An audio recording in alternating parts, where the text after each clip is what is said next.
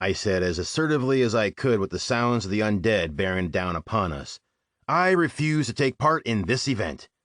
You have a problem with zombies? Tony mocked from where he stood by one of the windows, peeking through the gap in the boarding. Is someone a little bit frightened? Yeah, and I don't see why you're not. Everyone in the room seemed slightly taken aback about my honesty, including Brendan, who I'd told I was scared of zombies at least a dozen times. Don't get me wrong, I blurted out in an attempt to defend myself. I like gunning them down plenty in games, but the idea of actually getting ripped to shreds by a horde of flesh-hungry people ain't exactly something I take lightly. Well, just don't get eaten, Tony said with a shrug. From what I can see, they're pretty damn slow. Easier said than done, I replied coldly. And 9 times out of 10, slow means strong, and strong means these barricades ain't gonna be worth shit in about a minute. It was at that moment that everyone decided to grow a brain and get on defending all the points of ingress and egress of the room we were in. I refused to partake. Dude, get ready, Kathy hissed as she aimed frantically between each of the windows. No, I will not. I am going to wait right here and force myself to wake up. Eddie, honey, Brendan said sweetly, if you don't help us keep this room secure, I'm leaving you. I hoped he was joking, but based on the off chance that he wasn't, I decided to suck it up and get ready for a fight. Then everything fell silent. The fire flickered. The faint sound of rain began. A thunderclap. Front door! Tony roared over the splintering wood and moans that had started to fill Hugo's house.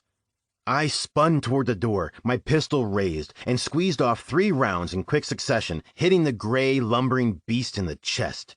Cursing myself out for aiming in the wrong place, I locked the zombie's head in my iron sight and pulled the trigger, hitting it in the cheek and taking off half its face as Tony fired with his bolt-action rifle, blowing the top of the zombie's skull mostly clean off. 5 seconds into our little wave, and we'd already lost one of the primary barricades. We were like the absolute worst Let's Play group in the world. Window! Kathy shouted before opening fire with her DMR. By the fireplace! The sound of shattering glass and guttural moans sent me into a sort of trance as I popped 2 shots into the creature's head before it had a chance to get in through the window. Hey, I'm pretty good at this! I shouted over Brendan firing his shotgun at whatever it was that was coming from the room beside ours. It was actually turning out to be a pretty exciting experience. I mean, how many opportunities do people get to shoot their biggest irrational fears in the face? I'm really proud of you, Brendan grunted, but would you mind giving me a hand? Without wasting a second, I turned and spotted the 3 zombies making a move for my poor, sweet Brendan as he struggled to fire his shotgun fast enough. I found the closest in my sights and fired, successfully catching it right between its eyeball and the bridge of its nose, before turning to my next target and pulling the trigger to no avail. I'm out of ammo! I shouted over to the guys as I patted myself down, in the hopes of finding a clip hidden away in one of my pockets. Then use the SMG! Kathy shrieked angrily, reminding me that I had an extra gun. Oh, right, I muttered before slotting my pistol in its holster and slinging the SMG off my back. My wasted few seconds in searching for ammo had proven to be more dangerous than I thought, as the last of the shuffling monsters made its way right for me, Brendan having killed the other one with the last of his shells. Shoot the damn thing! Someone shouted from behind me, forcing my finger to squeeze the trigger and, well, at least I killed the zombie, too. Oh my God! Kathy cried out as she saw what I'd done. It was an accident! I yelled back defensively. Curious? I don't blame you.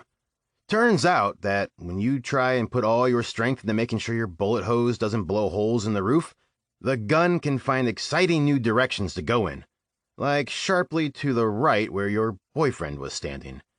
Is he okay? Tony called over hopefully as he put down another zombie that had meandered through the doorway. He's got about 10 holes in his face and chest, so I'm gonna go ahead and assume no. Kathy snapped before turning her attention back to her window, which, in the time she'd spent looking at Brendan's corpse,